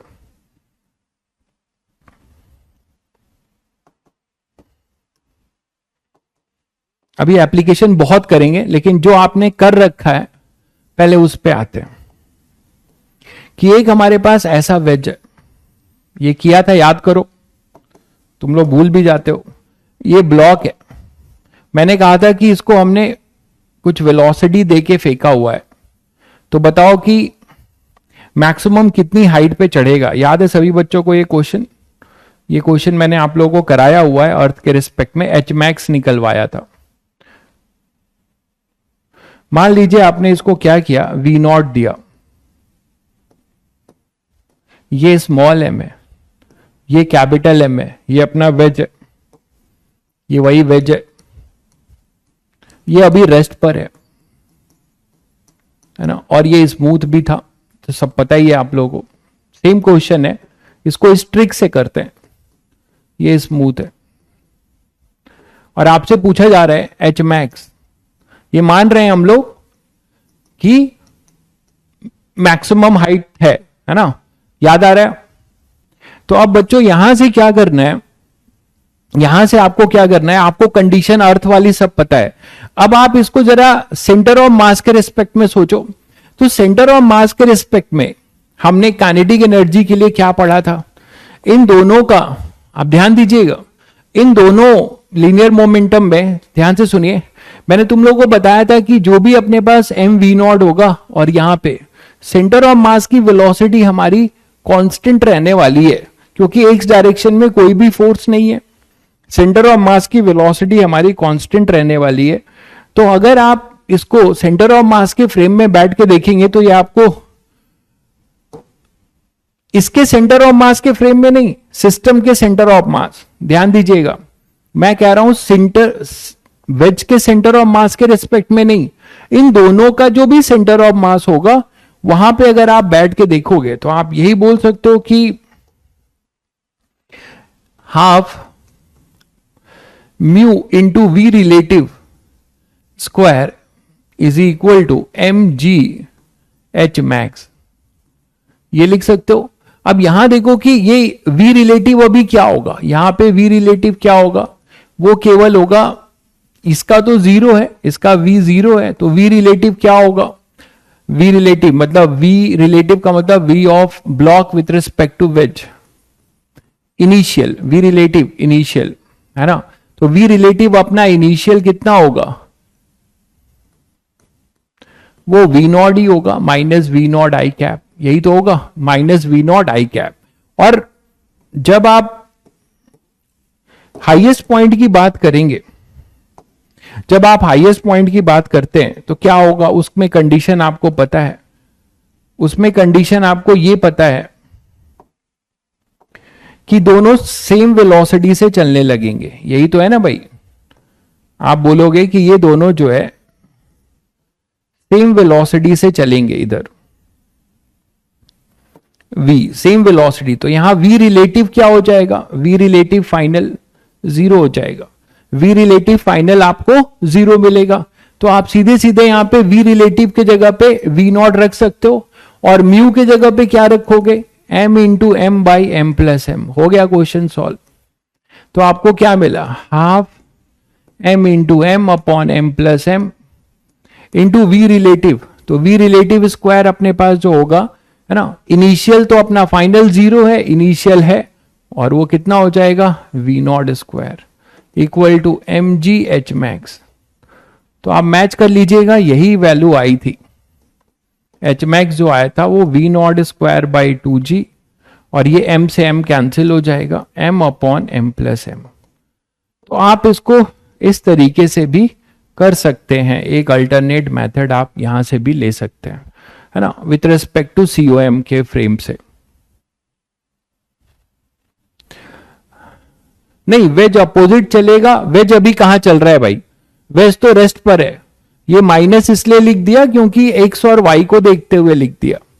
यहां यूनिट वेक्टर, वेक्टर लिखा है ना मैंने, वेक्टर लिखा है इसीलिए माइनस आई कैप लिख दिया भाई, ये तो रेस्ट पर है, तो इसकी रिलेटिव वेलोसिटी वही होगी जो इसकी एक्चुअल वेलोसिटी होगी।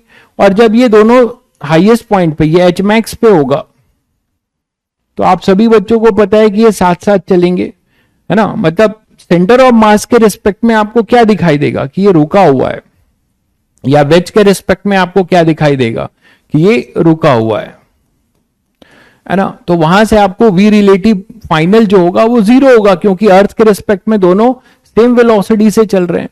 तो हमारा जो है हाफ म्यू वी रिलेटिव के ही जो अपना होगा वो इनिशियल और फाइनल 0 होगा। क्लियर है। तो आप एक एप्लीकेशन ये ले सकते हैं, आगे एप्लीकेशन और देखते हैं। यहां तक क्लियर है सभी को?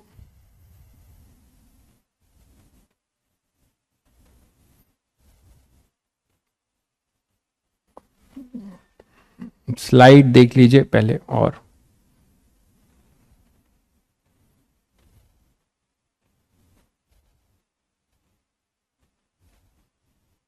क्लियर है बच्चों?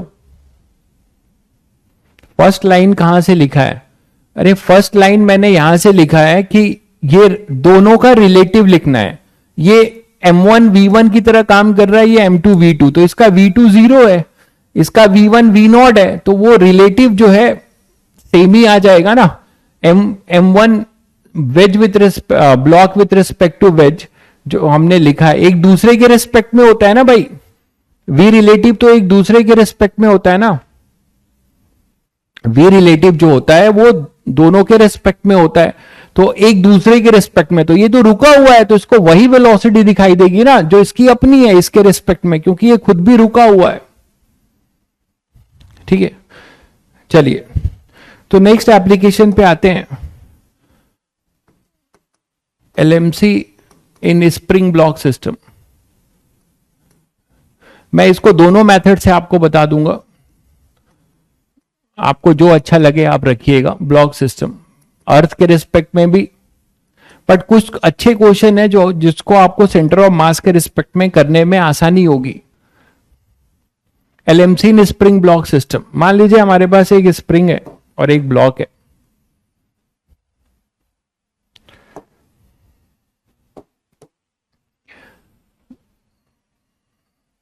ठीक है,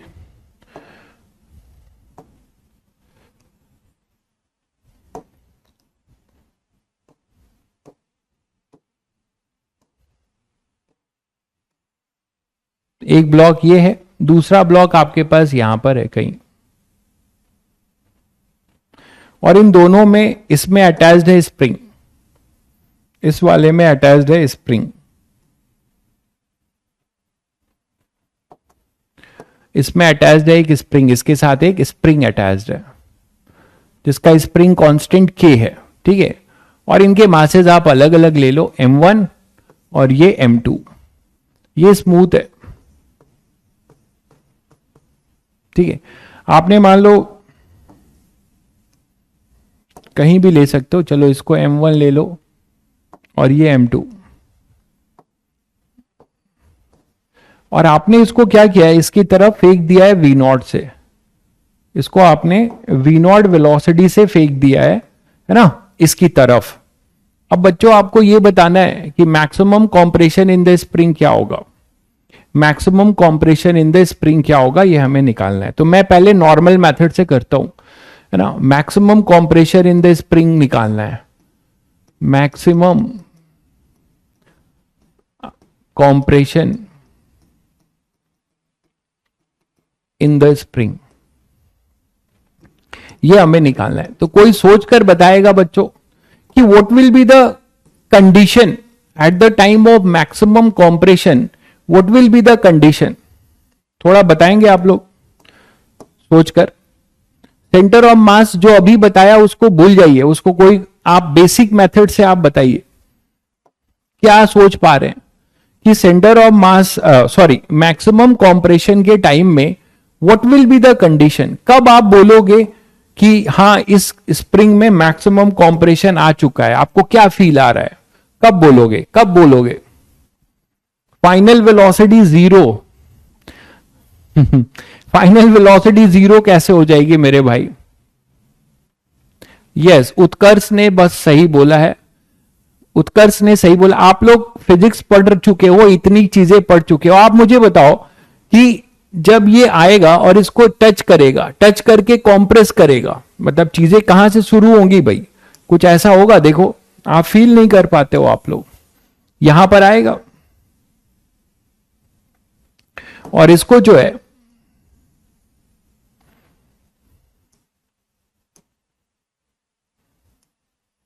इसको टच करेगा, बोलो जब इसको टच करेगा तो क्या होगा, इसको टच करेगा तो कुछ कॉम्प्रेशन शुरू होगा, तो यहां पर लगेगा kx ऐसा। आप मैकेनिक्स को फील करो भाई, फिजिक्स फील नहीं करोगे तो मजा नहीं आएगा। यहां पे कुछ kx लगेगा, कॉम्प्रेस होगा तो, और इस पे kx ऐसा लगेगा। आप बोलोगे सर ऐसा क्यों, ऐसा इसलिए क्योंकि स्प्रिंग मासलेस है, उस पर नेट फोर्स जीरो होगा। इस तरीके से अगर स्प्रिंग की एफबीडी बनाओगे तो अब आप समझ रहे हो कि ये इसकी वेलोसिटी को, इसके वी नॉट को रिटार्ड करेगा और इसको एक्सेलरेट करेगा। ये kx क्या करेगा, एक्सेलरेट m2। बहुत बेसिक से सोचिए तो आपको मजा आएगा, एक्सेलरेट m2, है ना। और जब ये एक्सेलरेट करेगा तो इसकी वेलोसिटी को बढ़ाएगा, और ये kx क्या करेगा, इसकी वेलोसिटी को रिटार्ड करेगा, रिटार्ड m1। तो ये m1 को रिटार्ड करेगा, मतलब इसकी वेलोसिटी v नॉट से कम होगी भाई, और इसकी वेलोसिटी जीरो से बढ़ेगी। मानते हो, m2 की वेलोसिटी जीरो से बढ़ेगी, m1 की वेलोसिटी v नॉट से कम होगी। तो एक ब्लॉक की वेलोसिटी कम हो रही है v नॉट से, ठीक है, दूसरे की जीरो से बढ़ रही है। तो एक ऐसा टाइम आएगा जब दोनों कॉमन वेलोसिटी से मूव करेंगे भाई, बोलो दोनों जो है कॉमन वेलोसिटी से मूव करेंगे। ये बात समझ पा रहे हैं क्या सभी बच्चे, दोनों कॉमन वेलोसिटी से मूव करेंगे। एक ऐसा टाइम आएगा जब दोनों कॉमन वेलोसिटी से मूव करेंगे, ये क्लियर है सभी को। तो जब दोनों कॉमन वेलोसिटी से मूव करेंगे उस केस में आप बोल सकते हो, कहीं पे ये सिचुएशन आई कि दोनों जो है ये इसको रिटार्ड करने लगा, और रिटार्ड करके इसकी वेलोसिटी को v नॉट से घटाकर, अब मैं यहां केवल कॉमन वेलोसिटी दिखा रहा हूं, v नॉट से घटाकर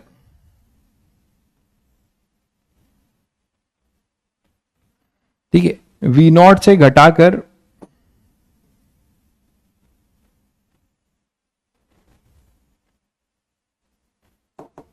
दोनों कॉमन वेलोसिटी से मूव। अब कुछ बच्चे तुरंत पकड़ सकते हैं कि सर अच्छा आप ये बताओ कि दोनों का जो रिलेटिव मोशन है वही तो रिस्पॉन्सिबल है कॉम्प्रेस करने में, मानते हो कि नहीं। तो अगर आप दोनों को बोल रहे हो कि एक टाइम आ रहा है कि दोनों कॉमन वेलोसिटी से मूव कर रहे हैं, इस केस में इनके बीच की जो रिलेटिव डिस्प्लेसमेंट है वो जीरो हो जाएगा। बोलो m1 और m2 के बीच में जो रिलेटिव डिस्प्लेसमेंट है वो जीरो हो जाएगा, मानते हो कि नहीं, और रिलेटिव वेलोसिटी भी जीरो हो जाएगी। बिल्कुल, तो जब रिलेटिव वेलोसिटी जीरो होगी तो इसके रिस्पेक्ट में ये इसको कॉम्प्रेस नहीं कर रहा होगा, अर्थ के रिस्पेक्ट में दोनों सेम होंगे, और एक दूसरे के रिस्पेक्ट में आप बोलोगे कि रिलेटिव वेलोसिटी जीरो हो जाएगी। तो that will be the condition, है ना। अर्थ के फ्रेम में ये किसे दिखेगा, इस बंदे को ये दिख रहा होगा at the time of maximum compression. Elongation भी हो सकता है, यहां तो खैर कॉम्प्रेशन का ही सिचुएशन है।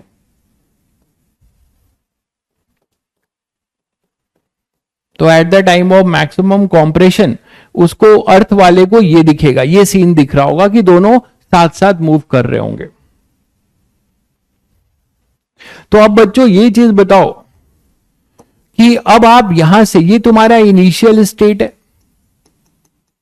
आपको कोई सेंटर ऑफ मास और वो दुनिया जहान की जरूरत नहीं है, फंडामेंटल से बता रहा हूं, और ये फाइनल है, ये फाइनल स्टेट होगा। और सभी बच्चों को पता है कि ये स्मूथ है। अगर आप सिस्टम लोगे तो kx इंटरनल फोर्स होगा for the two blocks and spring. kx is an internal force for two blocks and spring as system.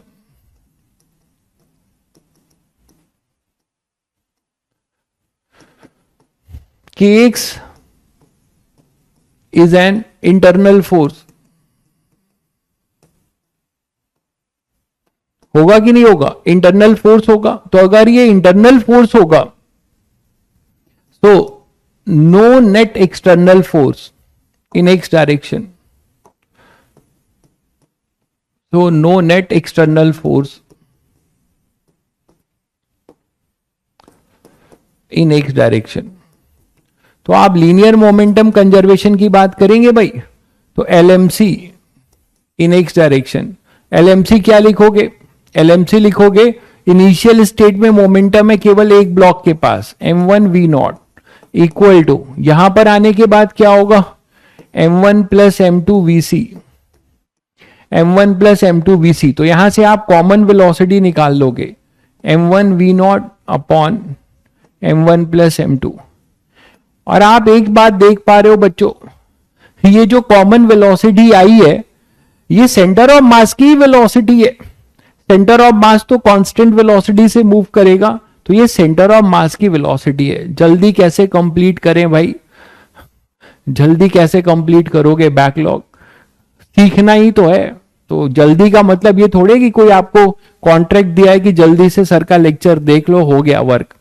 देखना इज नॉट द गोल ना, द गोल इज टू कि whatever lecture you are following उसमें से आप कुछ निकाल पाओ, कुछ सीख पाओ। तो आपको आराम से ही देखना पड़ेगा, टाइम लेके देखिए। अभी इतनी छुट्टियां थी, अभी दिवाली की छुट्टी मिलेगी, उसमें कवर कर लीजिएगा।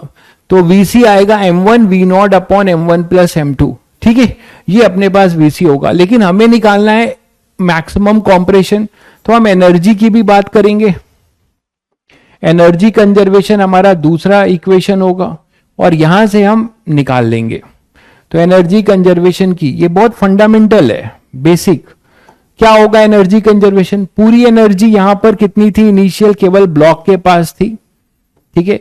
ये तो सेम हॉरिजॉन्टल लेवल पे है, ठीक है, सेम हॉरिजॉन्टल लेवल पे है। तो यहां पोटेंशियल एनर्जी mgh की बात नहीं करोगे, यहां पे बात होगी ब्लॉक के काइनेटिक एनर्जी की, और किसकी बात होगी, स्प्रिंग के पोटेंशियल एनर्जी की।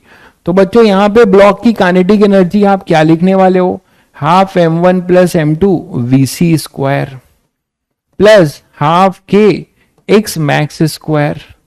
यही तो होगा भाई मैक्सिमम कॉम्प्रेशन। अब क्या आप मैक्सिमम कॉम्प्रेशन निकाल सकते हो vc की वैल्यू रखकर, इन दोनों को सॉल्व करके क्या आप मैक्सिमम कॉम्प्रेशन बच्चों निकाल सकते हो, है ना, मैक्सिमम कॉम्प्रेशन निकाल सकते हो। जल्दी से निकाल के बताओ कमेंट करके कि what is your maximum compression. इस VC की वैल्यू यहां पे पुट कर दो, बहुत आसान सी चीज पूछ रहा हूं आपसे। ये वैल्यू पुट करोगे तो आपको क्या मिलेगा, चलिए नेक्स्ट स्लाइड पे ले लेते हैं, यहां जगह नहीं है। लेकिन ये कैलकुलेशन खुद करो, जितना कैलकुलेशन खुद करोगे आपको उतना बेनिफिट होने वाला है। रैंक बिल्डिंग एक्सरसाइज है वो।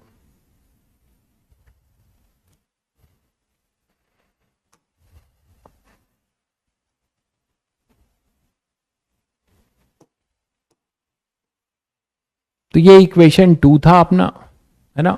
और इक्वेशन 1 वीसी आपने निकाला हुआ था, वीसी अपने पास था m1 v0 upon m1 plus m2, that is your equation 1। तो बच्चों इसे सॉल्व करो, क्या मिलेगा आपको, हाफ के x max square is equal to half m1 v0 स्क्वायर minus half m1 plus m2 और vc स्क्वायर मतलब m1 square v0 square upon m1 plus m2 का होल स्क्वायर। यही सॉल्व करना था सीधे, एक कट जाएगा, एलसीएम लेके सॉल्व कर लो।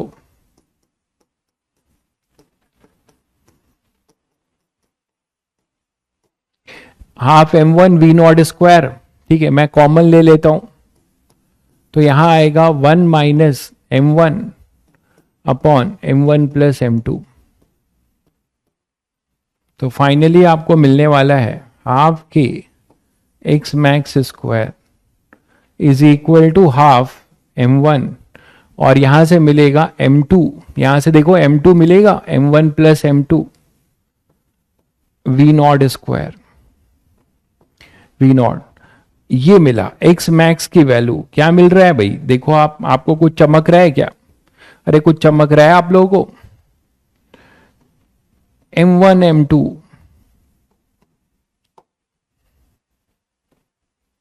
m1 m2 by m1 plus m2, इसको अगर हमने ऐसे ले लिया अपॉन में k,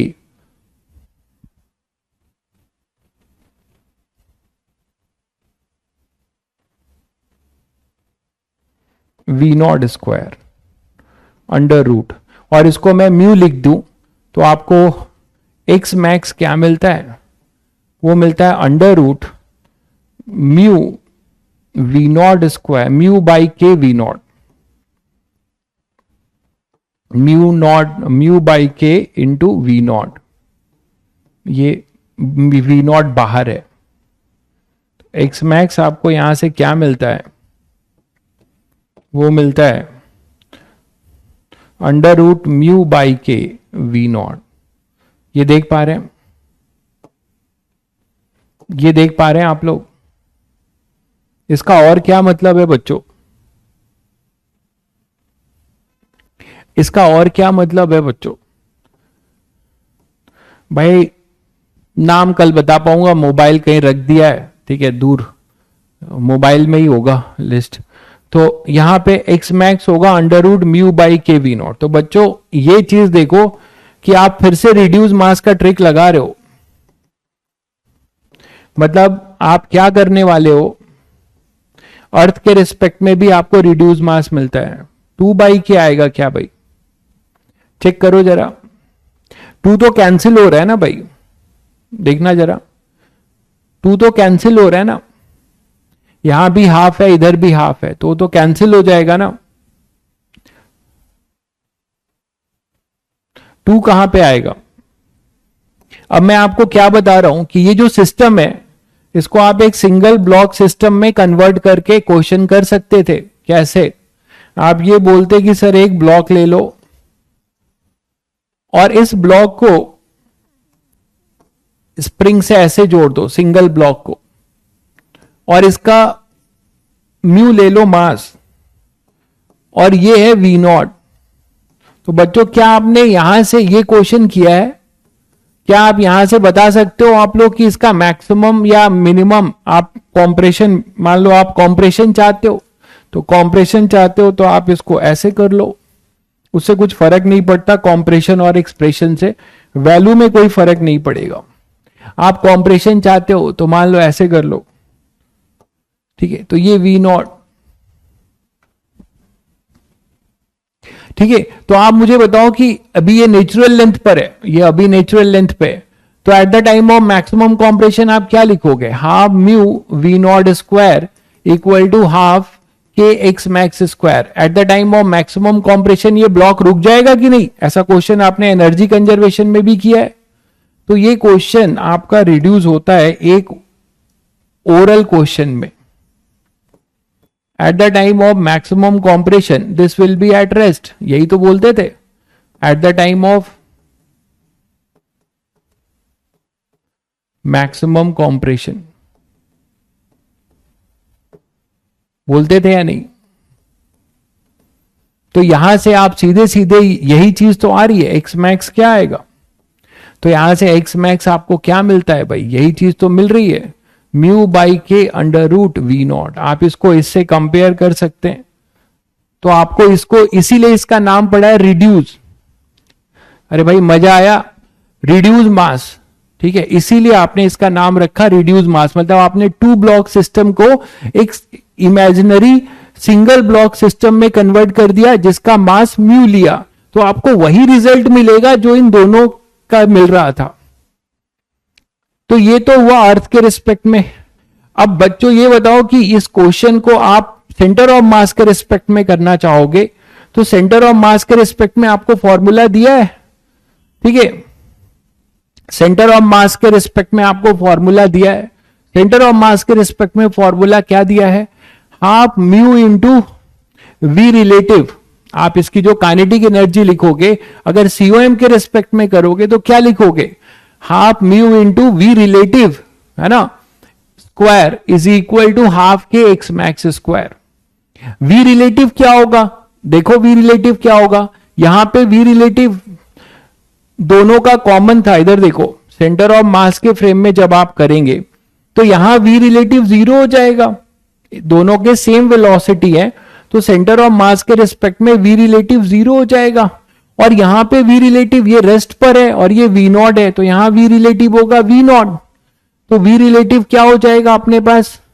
half m1 half mu into we relative, तो वो वी नॉट ही आएगा, केवल वी नॉट आएगा, क्योंकि यहां का वी रिलेटिव जीरो है, फाइनल का केवल इनिशियल का आपको मिलेगा। तो half mu into we not square equal to half के एक्स मैक्स स्क्वायर। आप सेंटर ऑफ मास के रिस्पेक्ट में भी करके देखिए, आपको वही रिजल्ट मिलता है। सेंटर ऑफ मास के रिस्पेक्ट में भी आपको सेम रिजल्ट मिलता है, ठीक है बच्चों। तो इसी को और जनरलाइज करेंगे। आपको एक होमवर्क देता हुआ जा रहा हूं, आप किसी भी फ्रेम में कर सकते हैं, थोड़ा दिमाग लगाइएगा, कल इसी से स्टार्ट करेंगे। अब टू ब्लॉक सिस्टम है, ठीक है, दोनों जुड़े हुए हैं, दोनों जुड़े हुए हैं, मान लो किसी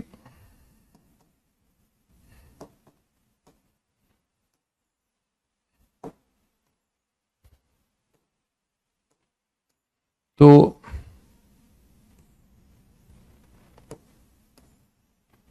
एक ये है और एक ये है। मान लीजिए मैंने इसको 2m मास है ये, और इसको मैंने 2v0 दे दिया, इसका मास m है, और इसको मैंने v0 दे दिया, है ना। एट t इक्वल टू 0 की कहानी है, spring at its natural length.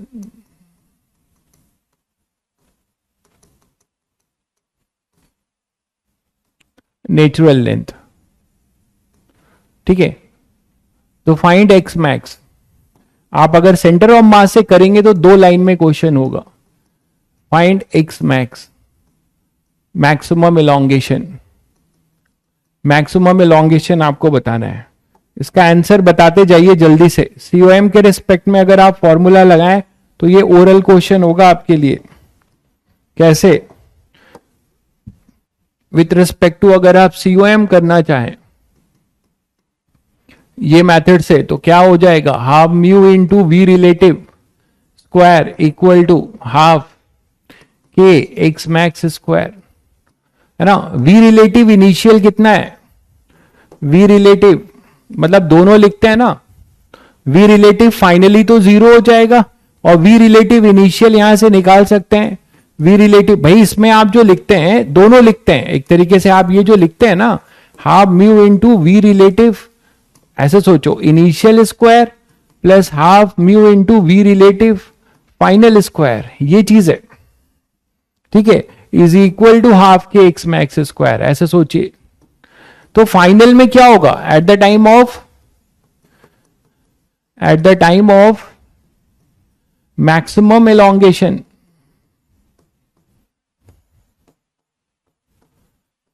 क्या होगा? Both move with common velocity earth के रिस्पेक्ट में, कॉमन वेलोसिटी, यही तो होगा। इसका और क्या मतलब है बच्चों? इसका और क्या मतलब है? इसका मतलब यह है कि eight the time of maximum compression elongation ये VC से मूव कर रहा होगा और ये भी VC से, मतलब सेंटर ऑफ मास भी VC से मूव कर रहा होगा। सेंटर ऑफ मास भी अगर आप देखोगे तो आपको क्या मिलेगा? सेंटर ऑफ मास जो COM है वो भी VC से मूव कर रहा होगा, तो COM के रिस्पेक्ट में इनकी रिलेटिव वेलोसिटी जीरो होगी, है ना? तो COM के रिस्पेक्ट में जीरो होगा, ये V रिलेटिव इनी फाइनल जीरो होगा। V रिलेटिव इनिशियल कितना होगा? V0। तो हाफ म्यू क्या लिखेंगे? म्यू लिखेंगे 2m into m upon 2m plus m into V relative initial जो होगा वो कितना होगा? V0 होगा।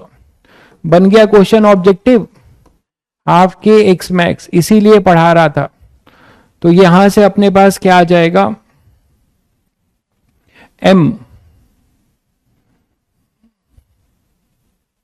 m by 3 V0 square equal to half के एक्स मैक्स स्क्वायर। तो यहां से एक्स मैक्स निकाल लोगे, कितना आ जाएगा? 2/3 m बाई के अंडर रूट 2/3 m बाई के अंडर रूट और पूरे का V0। ये आंसर हो जाएगा। ठीक है बच्चों, तो ये चीज जो है आपको ध्यान रखना है कि ये सेंटर हो। आपका होमवर्क क्या है? इसी में आपका होमवर्क है solve with respect to earth frame. Earth frame से करिएगा, ये आपका होमवर्क है। ये आपका होमवर्क है। मैंने COM के रिस्पेक्ट में कर दिया है पहला मेथड जो, और ये M2 दूसरा मेथड आपका है। आपको इसको अर्थ के रिस्पेक्ट में करना है बच्चों। तो ये सभी बच्चों को क्लियर है? ऐसे क्वेश्चन आपको बिल्कुल हेडेक नहीं देने वाले हैं, ठीक है? आप इजीली कर सकते हैं। बट ये आपको फायदेमंद तभी हो रहा है जब रिलेटिव फाइनल वाला जीरो हो रहा है ना? देखिए, और फाइनल आप सेंटर ऑफ मास भी, आप बोलोगे सर ये कैसे लिख दिया? आप देखो ना कैसे लिख दिया। VCOM यहां पे क्या लिखोगे? 2mVC plus MVC upon 2m plus m, यही तो लिखोगे। तो ये कट जाएगा, आपको VC मिलेगा कि नहीं? आपको VC मिलेगा। तो यही चीज है, ठीक है? घर में अभी और इस पे थोड़ा सोचिएगा, आपको और मजा आएगा, ठीक है? जो आज पढ़ाया है, ठीक है? इस तब क्वेश्चन आप चुटकियों में करने वाले हो, ठीक है बच्चों? चलो फिर मिलते हैं कल। थोड़ा रिवाइज करके आना, इस पे और क्वेश्चंस करेंगे, ठीक है? थोड़ा रिवाइज करके आना इस पे। हाँ, ये तुम्हारा होमवर्क है, इसको ट्राई जरूर करना। अर्थ के फ्रेम में भी ट्राई करना, सारे मेथड जानने चाहिए, तो अर्थ के फ्रेम में भी ट्राई करिएगा, ठीक है? चलो मिलते हैं।